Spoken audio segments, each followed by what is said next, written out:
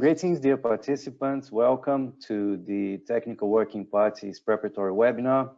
This first webinar is going to look into how to use information provided by the applicant to support organizing the DUS examination.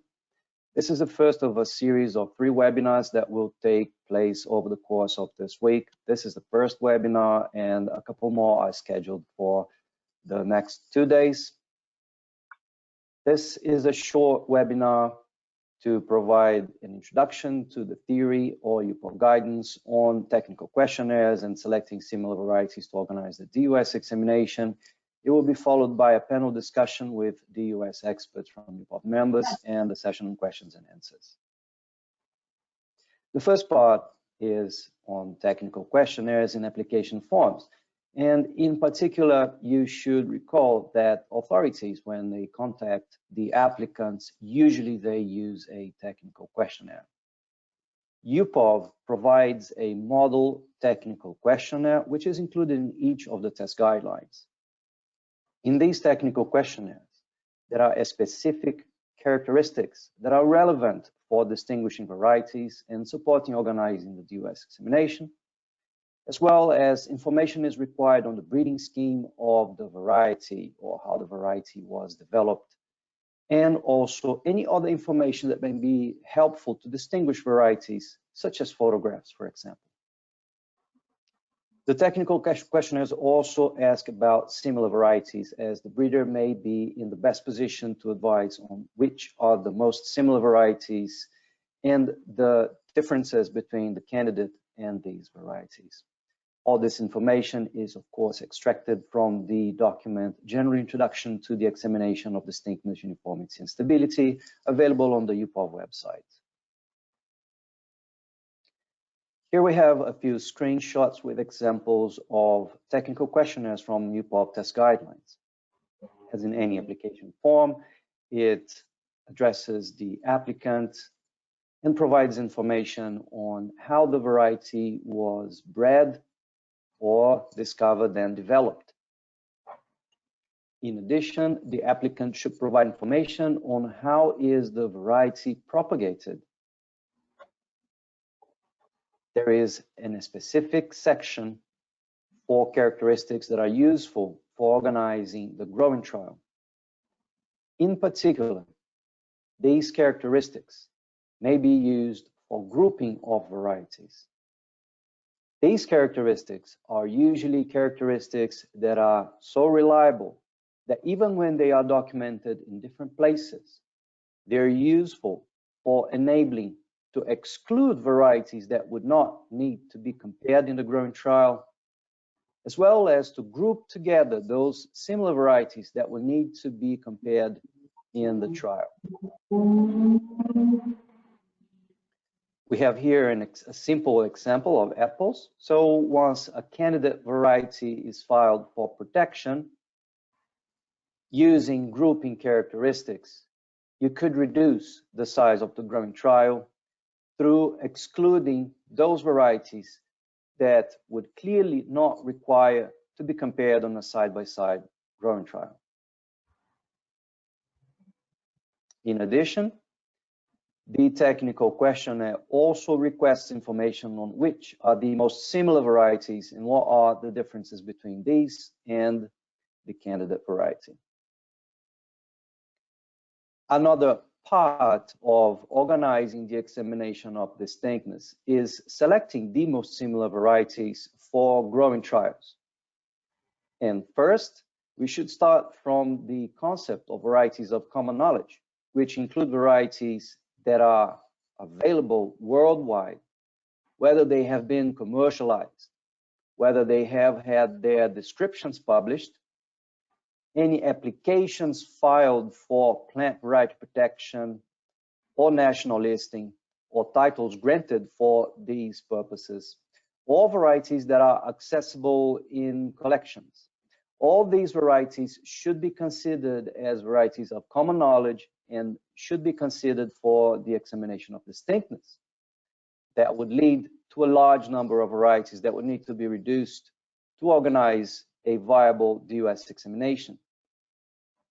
For authorities, first, the authorities make an inventory of all the varieties that are known in common knowledge, and then focusing on a particular range to organize a collection of varieties. And then the authorities could select the most similar varieties for comparisons in growing trials. All this information is available in document TGP4, Constitution and Maintenance of Variety Collections.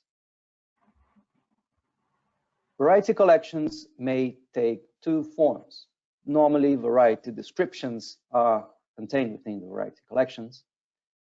When necessary, living plant material is maintained by the authority in the collection of varieties.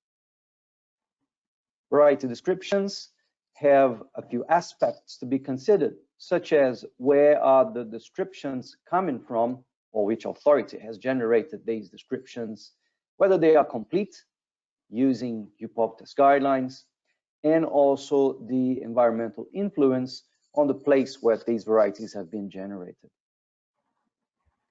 Living plant material has obvious concerns on costs for the maintenance of the collection, all the infrastructure required. Also in relation to the type of material, whether they are suitable to be maintained, recalcitrant seeds, orthodox seeds, or bulbs, or any other types of material, and also any difficulties to move plant material, such as due to phytosanitary regulations.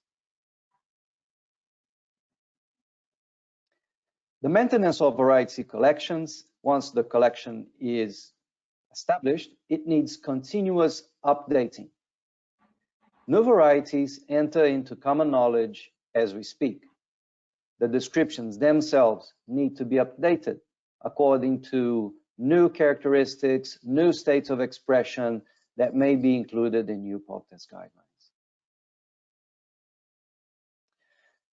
Continuing to the next part of the webinar, I would like to pass the floor on to my colleague, Mr. Manabu Suzuki. Manabu, please, you have the mouse. Okay, and thank you, Leo. Good morning, good afternoon, everyone. I would like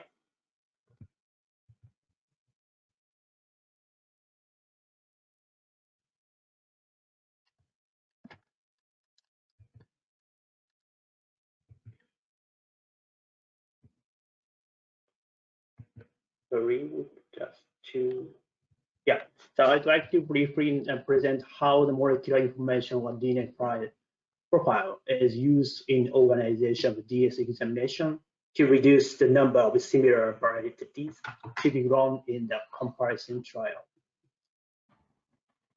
UPOV guidance on the use of molecular markers techniques is divided into 3 documents. 2 of them are the information document, and one of these documents is the actual guidance on how to use molecular markers in DUS examination.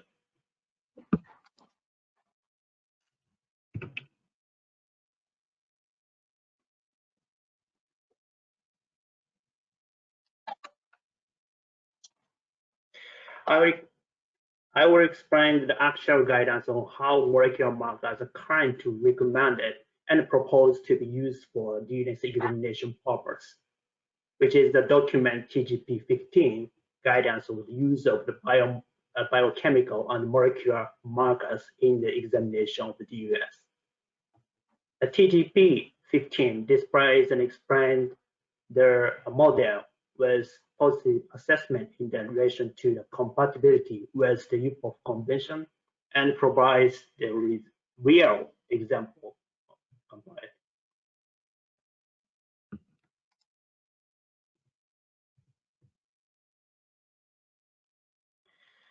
I would like to illustrate on a couple of models from document TGP15, which are combining the genetic and molecular distance in the manageable variety of corrections. The first model aims to reducing the size of the trials by adding another threshold to enable reducing the size of the trial by excluding further varieties that could be considered as sufficiently distinct and not requiring to be compared side by side in the growing trial.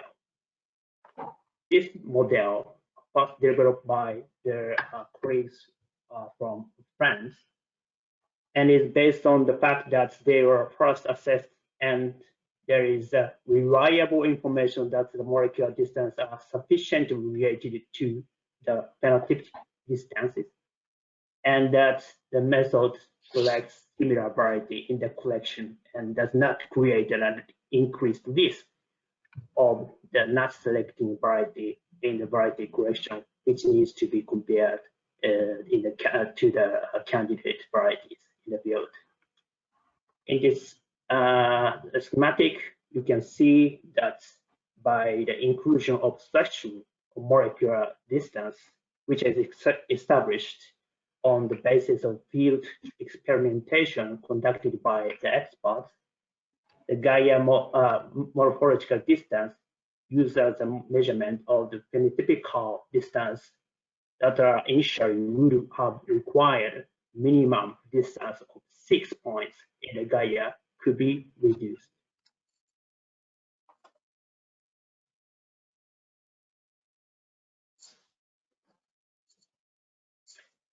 There is a second model combining phenotypic and molecular distance in management variety correction, which genetic selection of similar variety for the first growing cycle. Firstly, it is a genetic selection being conducted to provide greater information. This model was developed by the colleagues from the Netherlands who demonstrates the applicability with real example of the French beans. The initial step is to obtain DNA information from the candidate variety and compare the DNA profile against other varieties in the DNA database to identify, firstly, those varieties that are genetically similar. In addition to the genetic information on the similarity, those quantitative characteristics that do not change within the environment are very much reliable or used as additional information to support further excluding varieties from the growing trial.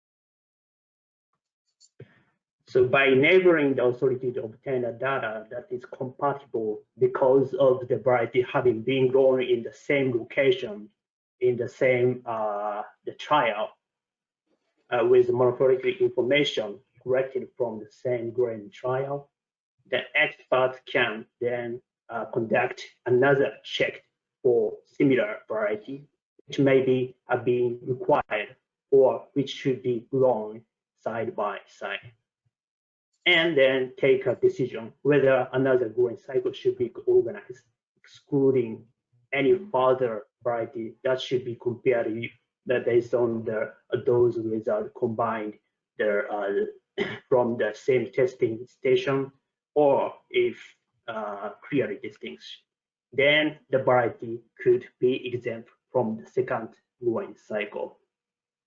So summarize, in UPOP, the molecular information or a DNA profile is used in the DUS examination to reduce the number of similar varieties to be grown in the comparison trial.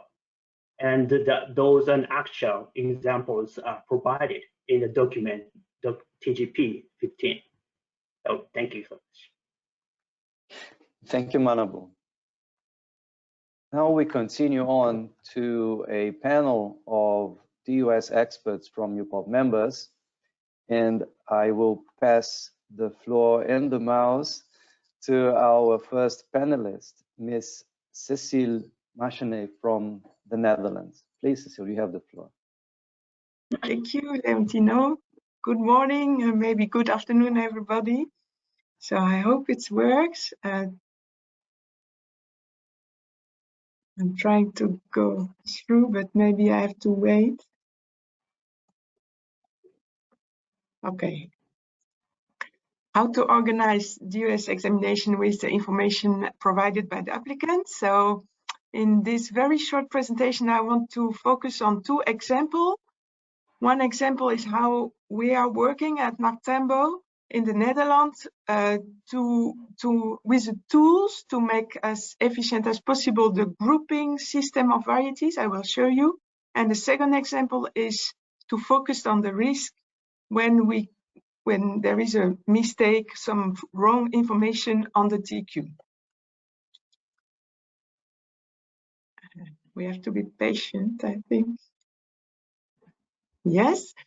So this is just to show you. I will use the example of tomato. I'm working currently in tomato. So the usefulness of the grouping characteristic. As you can see in the tomato guideline, in all guideline, you can find the list of all the characteristics. We decide all together there are such important characteristics that we can use those as a grouping characteristic. And then it's like a choice. You can consider all of those, but you can also make a selection which one are really useful to select as well as possible the right comparing variety. I will give you an example in the next sheets. So we take again for tomato, it's a very large collection of variety, maybe 8,000 tomato in our database. So we need a tool to make the selection as small as possible. We take this example of application A. We receive a TQ and we receive a picture, not always, but often, of the application. And we will focus on some of the grouping characteristic. NACTEMBO start with a tool. As I say, it's totally arbitrary. Every DUS station may use its own system, but in this way we can group variety in what we call a morphological group. So this application has an indeterminate growth type. I hope it will start.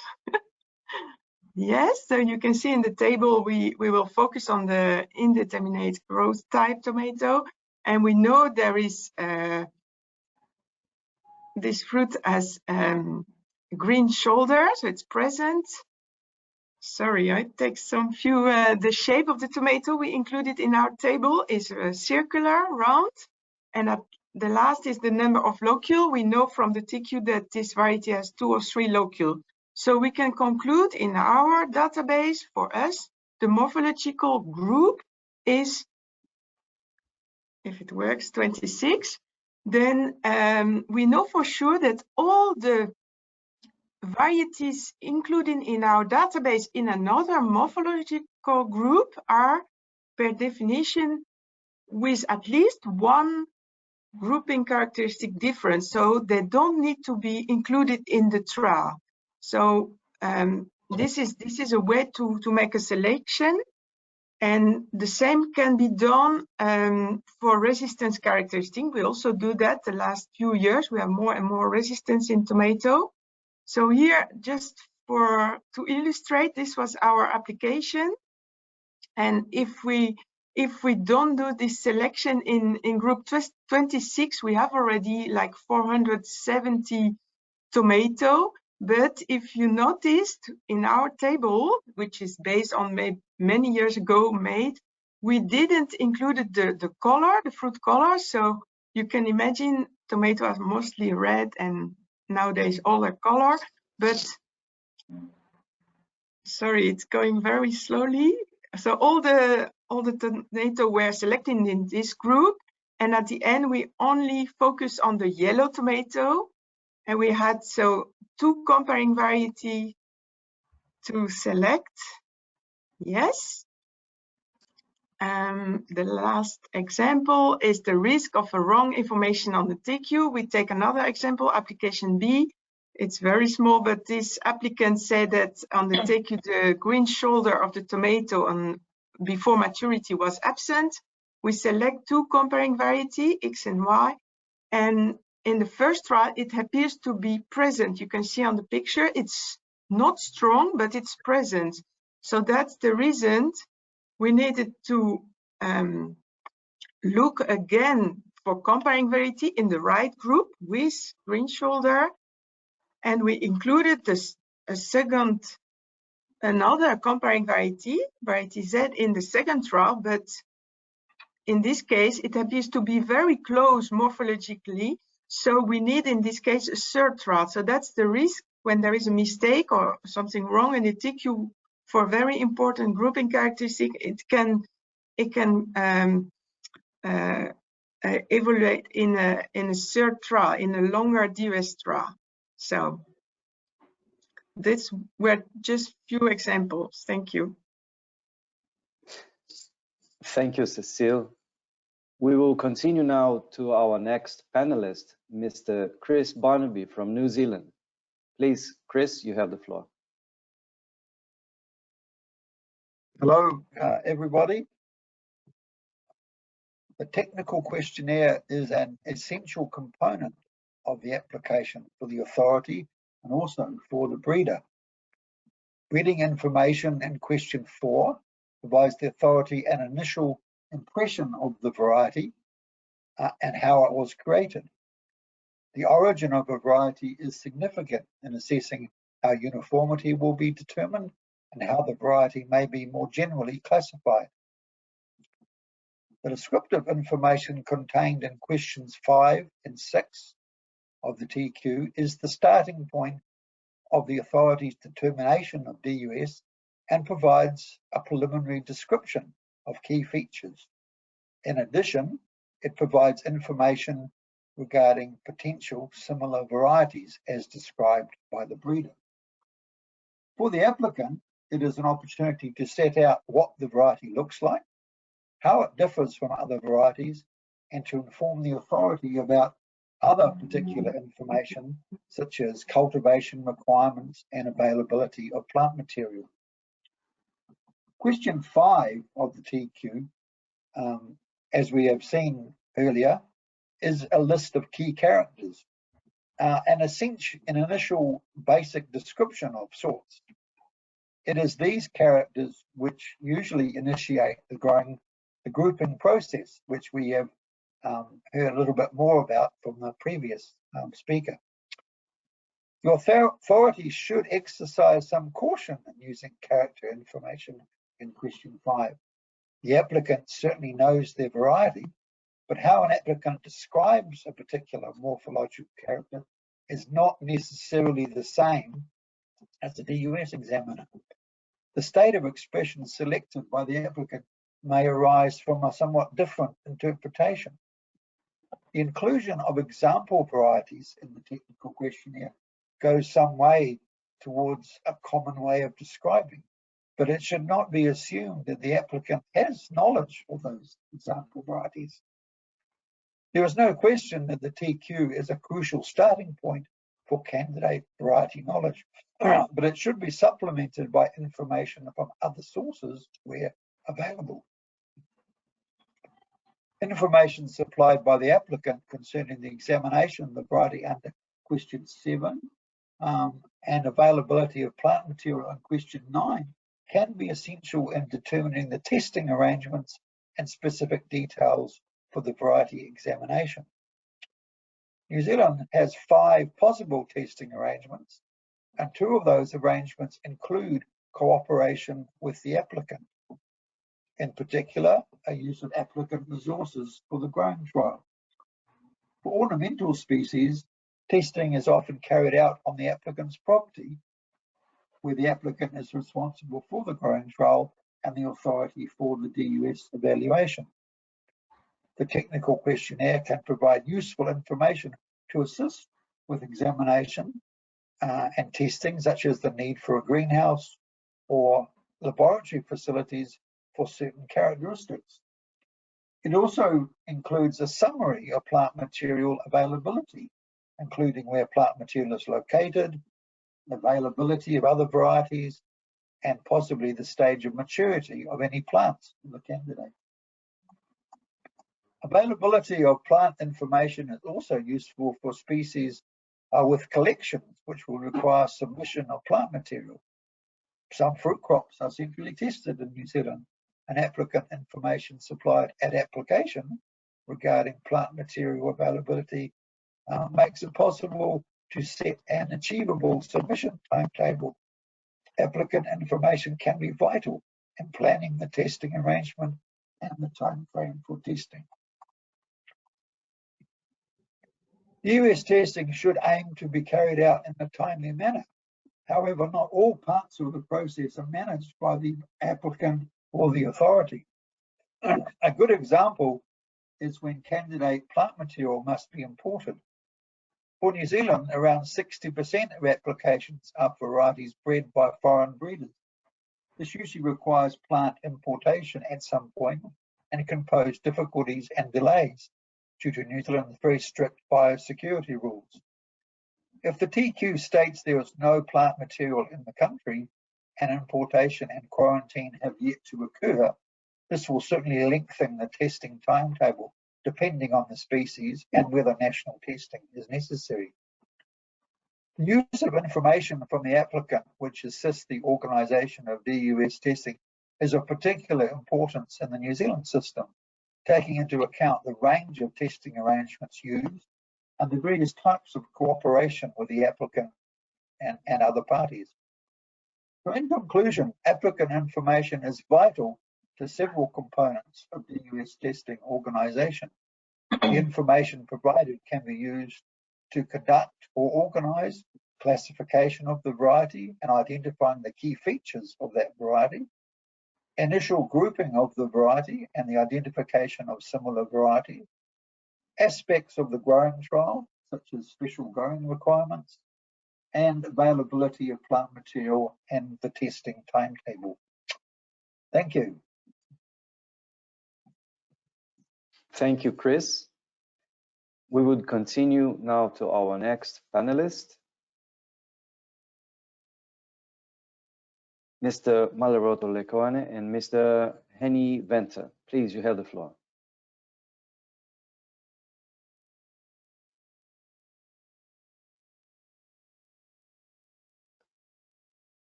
Morning, can you hear me?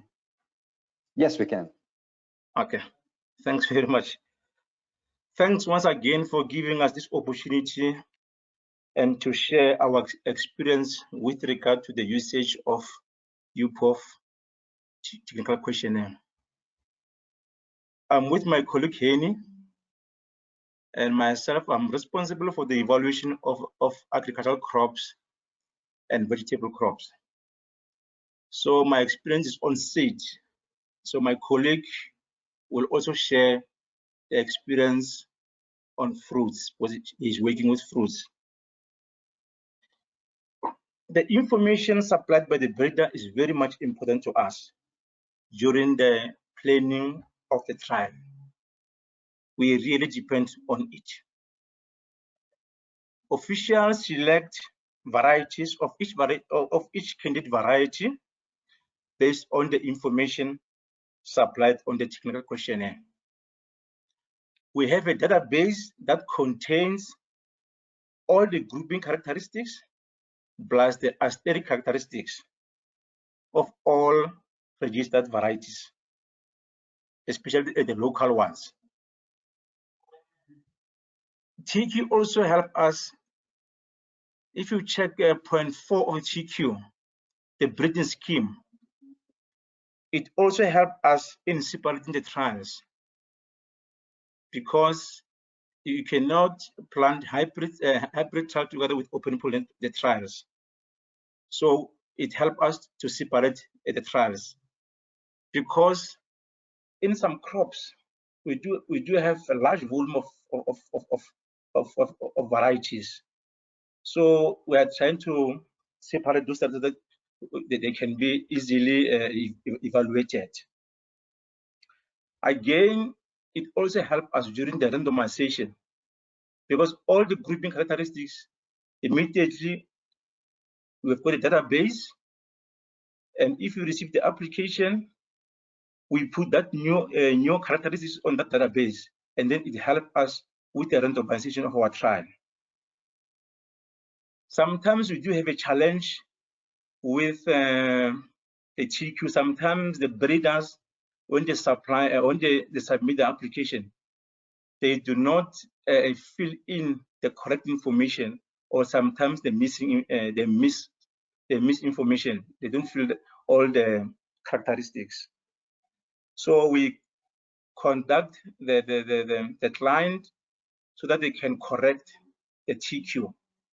And after if that is corrected, and then now we do compile, we take all the comparable varieties together with the propagating material, and then we plan the trial and we plant.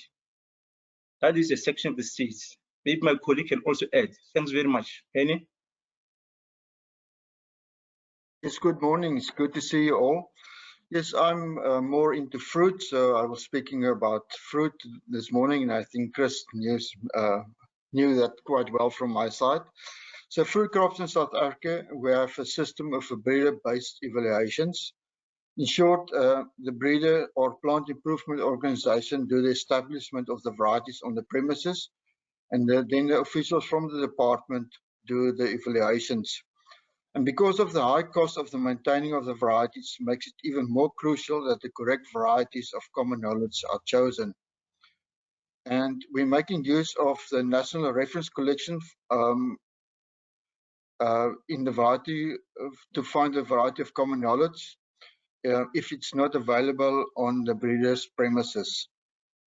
Now, sometimes we do have problems with the breeders because they don't understand the technical terms or they misunderstood it. So, for instance, they would know if it is ovate or opovate, which one is the correct one to choose. So we are in close contact with the breeders to make sure that they understand the information and they give us the correct information. So we use the TQ for mainly two things. Firstly, to find the most similar variety of common knowledge to the candidate variety. And then secondly, to make sure that the material that's been presented are the correct variety compared to characteristics that is being given by the breeder. As for Chris, we've got the same problem as most of our varieties been imported from countries overseas, abroad.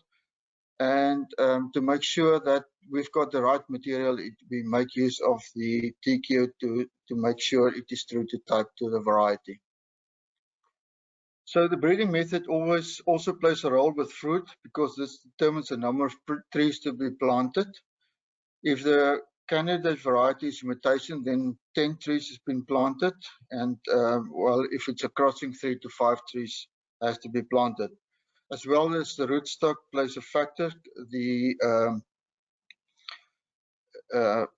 The breeder must know that while they're establishing the trial, that the rootstock and the variety of common knowledge should be on the same rootstock. And then further on, no treatment is allowed on either the candidate variety or the variety of common knowledge. And only normal orchard practices is allowed to be done.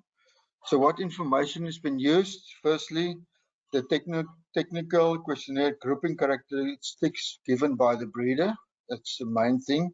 And then additional information like photographs and descriptions from other UPOF member countries, and even live material has been given to us. The section of similar varieties and how the variety candidate variety differ from these varieties is also important, as it gives a broader view and where the candidate variety fits in. Now, when we've got all this information, the characteristics are characterized according to the type of characteristic, like QEL, PQ, and QNs. And for obvious reasons, QL are the most important characteristic as it is most stable and in all environments. So all this information is then put in a database, and then it pops out the most close varieties that's been going to be used to this candidate variety. And then afterwards, we categorize the groups according to type. For example, in apple, you will have a Fuji type, or you have a Gala type, or green, or red, or yellow. And then within these groups, the varieties are also subdivided. For example, in Gala, we take it to, we divide it into full blush, or it's striped, or early, or late, according to what we've received. And then after the first year of evaluation, the candidate variety characteristics are being checked against a TQ to see if it conforms to the variety, and if necessary, new varieties of common knowledge can be chosen then. So if it's not exactly what we've seen, then we choose other common varieties of common knowledge. We do have variety collections for fruit trees, where 3 trees are established of each variety, and the varieties are planted in a reference collection only after PBR or variety listing has been granted to the variety. The breeder or the plant improvement organization must also maintain their varieties and make it available for including into the trial. At this stage, we don't make use of any molecular information to organize trials for fruits. Thank you very much.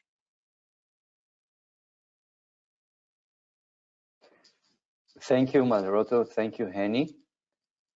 We continue now to our next panelist, Ms. Elizabeth Scott from the United Kingdom. Please, Liz, you have the floor. Okay, thank you very much, Leontina. Good morning, good evening, whatever is appropriate on a global basis. It's good to see so many people here. I think I got the easy task here, because already we have had a number of presentations which are very much following a common theme, and I think I will add some observations.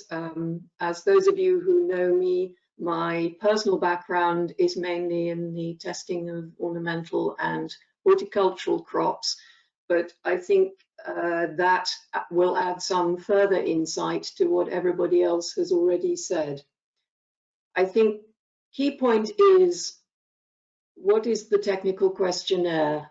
UPOV works very hard to make sure that we have well harmonized, well understood technical questionnaires which can be used on a global basis. And this is so important, because as people have already said, the applicant knows the variety. We know the use of the technical questionnaire, but sometimes there can be a gap in the middle, particularly when it comes to the testing of newer crops, shall we say, or things which are newly come into the system. So it's very, very important to have a well understood technical questionnaire where the same questions are in the same place. This really facilitates the completion by the applicant. And the absolutely key start to a well-organized test is a well-completed TQ with the completely full set of information, which is then going to be used in the various different ways by the different examination offices to conduct the process that everybody has just described. So from my past experience, there can even be a further point of uncertainty when people are filling in TQs to know actually what the crop is. So we are given the technical information, the genus, the species, the crop, but sometimes there is already a division in the organization of the testing. And somebody, Henny, has just mentioned apples. So the first thing is to determine, is this a fruit apple or possibly an ornamental apple? Because they may go different ways within the organization of the testing. So it has to be absolutely clear from the information on the technical questionnaire which route this variety is going to go through. So from the technical questionnaire, we expect to have the information that we are then going to use to conduct the process, which has been described so nicely by Cecile by Chris, by Henny and other colleagues, because we are all using the same principles, but just maybe slightly different methods. So I think as we have mentioned, the key point is to organize a trial as efficiently and as quickly as possible. So with the use of the grouping characters and other ways of selecting the closest varieties, and the photograph in many crops is absolutely key, although it's not essential in some testing systems. But all of that information is going to be used through a variety of sieving mechanisms. So Cecile has described very nicely the use of the grouping characters to narrow down the tomatoes.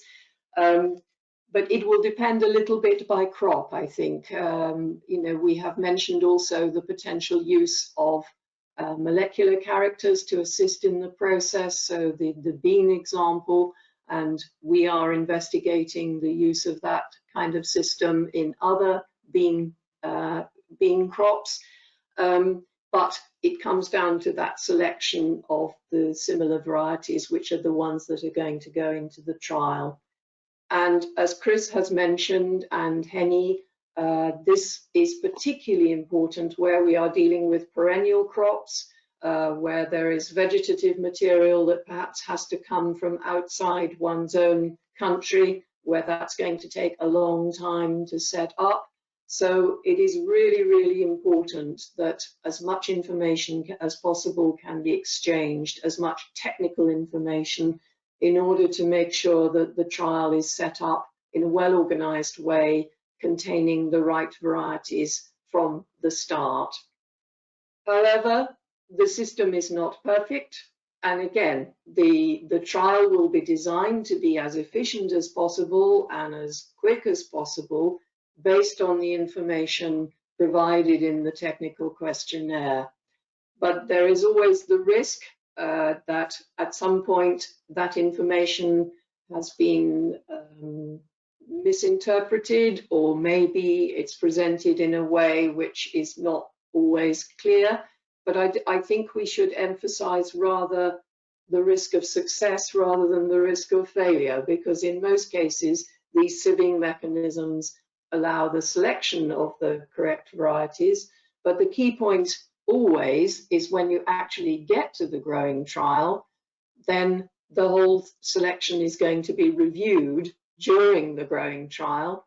And very occasionally, if the varieties are not right or more varieties are discovered, then the process will need to be repeated based on the technical information at the test center, which is put together within the environment within that test center. And sometimes there are environmental effects. It's inevitable.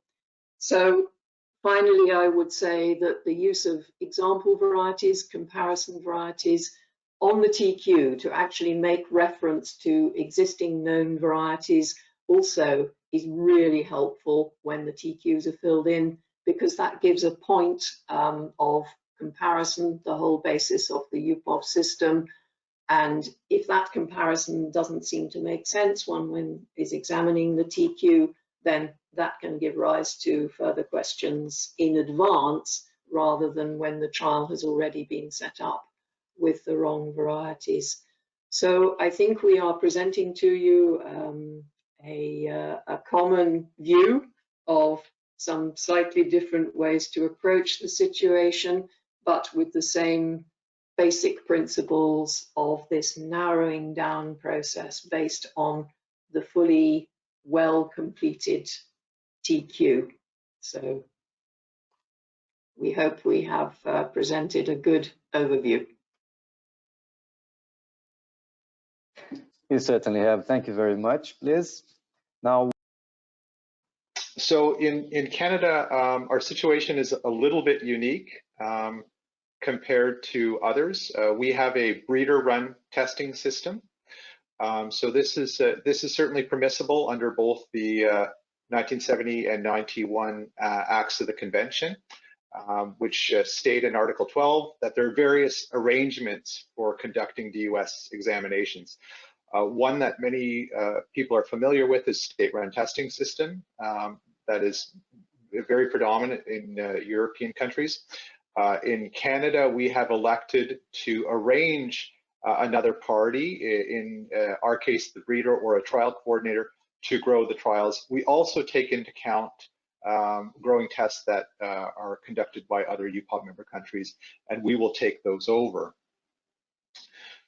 To give you a sense of how DUS testing in Canada works, the breeder conducts the trial at their own premises, or there have also emerged small private enterprises that actually will arrange for the trial to be conducted on behalf of the breeder, and we call them trial coordinators. So we have very much a mix of how DUS testing is conducted in Canada. For most agricultural crops, we have large breeding stations and research stations, and the breeder will elect to do the trial on their own premises. For fruit crops, we have a mix of both. We have many imported fruit varieties coming into Canada. We also have breeders in Canada who have the capacity to conduct those trials at their locations. So we have, in some instances, trial coordinators will do this on behalf of the title holder or the breeder. Or if we do have breeding stations in Canada, they will conduct them on their own premises. And finally, for ornamentals, the vast majority of ornamental varieties come from other countries into Canada, mainly European Union countries and the United States. So they elect almost exclusively to conduct the trials at a trial coordinator location. It really starts with us arranging and organizing the DUS trial at the moment an application is submitted. We require that the origin and breeding history is provided at the time of application, which includes the pedigree or genealogy, detailed information on the breeding techniques or methods that have been used, a distinctness statement so we understand what the applicant is claiming in terms of the distinctiveness of their variety in comparison to other varieties of common knowledge, and finally a uniformity and stability statements. So this information really helps our examiners understand exactly what they will be looking at before they actually go out to conduct the DUS examination at the breeder's premises.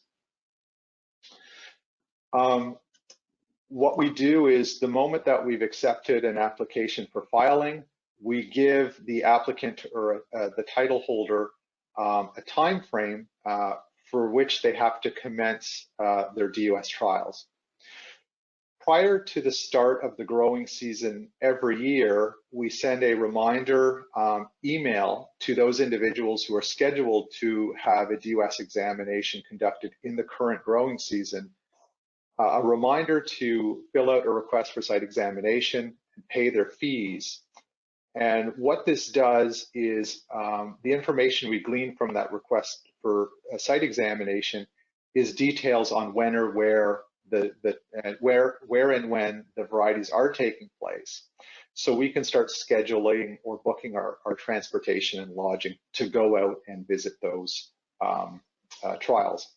At that point in time where the applicant submits the request for site examination, they also have to indicate to us which reference varieties they are electing to choose for comparison.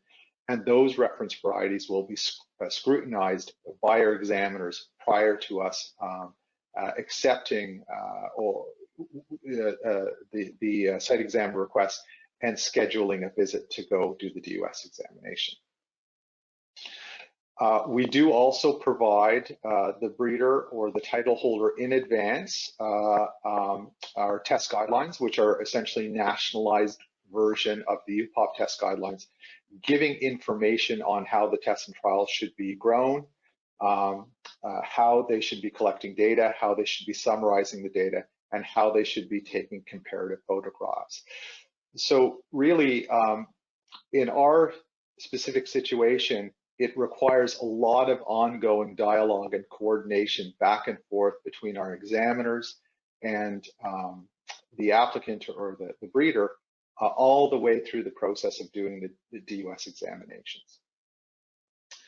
Finally, when we have all that information, we know where we're going, we know what we're looking at, we know what has been claimed for distinctness, we have information on the uniformity and stability. We send an examiner from our office to go conduct the examination. In particular, arranging the timing so which our examiner is able to view those characteristics for which distinctness is being claimed. And that will vary from crop kind. Some is done in the ornamental industry very early in the season in greenhouses. Most of our agricultural crops are done during the summertime.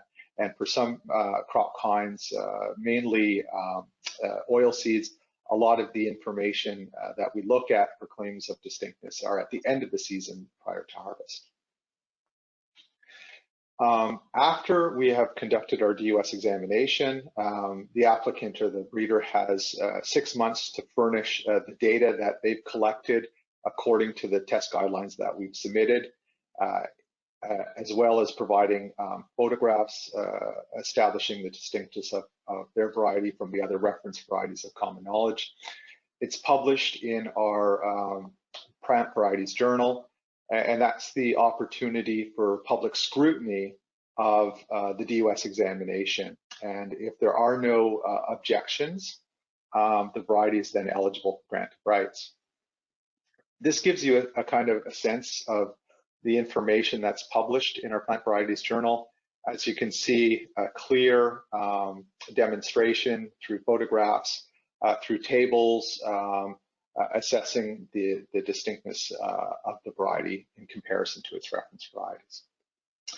So for us, our system, we find, works quite well. It's very low cost, it's very efficient.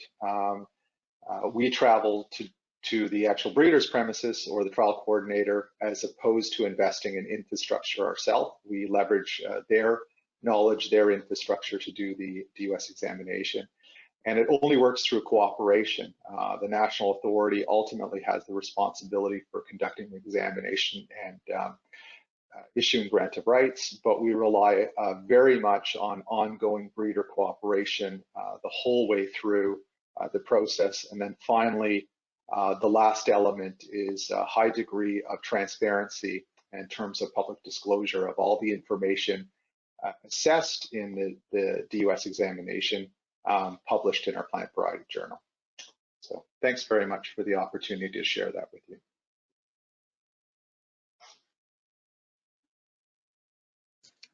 Thank you, Anthony. And we will continue now with our second panelist, Mr. Leovigildo Cordova from Mexico. Please, Leovigildo, you have the floor. Thank you, Leontino. Good morning to everyone from Mexico City. Thank you to the UPOP office for extending this invitation to talk about how Mexico organizes the DUS examination for the breeder rights applications. Next, please. I would like to begin by saying that in Mexico, the federal law for plant varieties was published in 1996 in accordance with the 1978 UPOP Act. A year later, in 1997, Mexico became a UPOP member. Mexican system is based on the information that the applicants provide. That is, the applicant perform the DUS test. The authority does not have DUS testing facilities. However, the authority has institutional agreements with some public institutions to perform the DUS test with the DUS data provided by the applicants if the DUS data provided by the applicant is inconsistent. Next, please.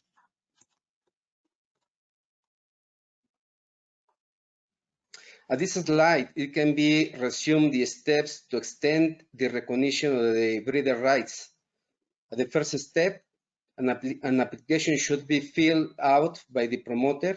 It must contain legal information regarding of the promoter and also a payment of fees and a technical report that include the DUS information data performed by the breeder or another authority. In step 2, the provided information in step 1 is revised by the authority as well as the novelty. This is done by a review of the variety if it has been in the market. Also, the nomination, that is the name of the variety, is in accordance with the established rules. In step 3, the distinctness data of the variety provided by the applicants is analyzed through a computer system for a variety grouping called SysNava that contains a variety database, which analyzes the data of each characteristic and grouping similar varieties. If the distinctness is clear, this results in information related with breeding procedures and reproduction characteristics is reviewed by a technical panel of experts, which emit an opinion to the Plant Variety Certification Committee. And step 4,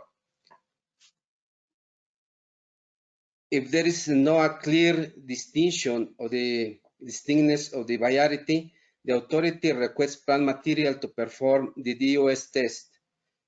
The uniformity and stability are considered breeder risk, except when the DUS test was not performed by the applicants.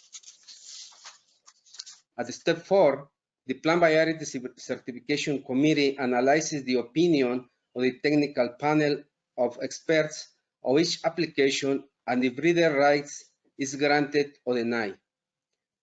For the 2,893 breeder certificates granted, only 8% was ruled with the technical report by another authority. Most of the opinions are made on the basis of the breeder technical report, and only 2% of the applications have been rejected.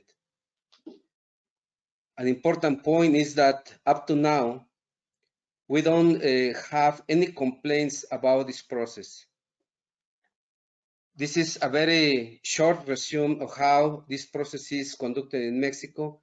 I hope this speech let you learn more about Mexican authority organized the DUS examination with information provided by the breeder. Thanks a lot and have a nice day. Thank you very much, Mr. Leovigildo.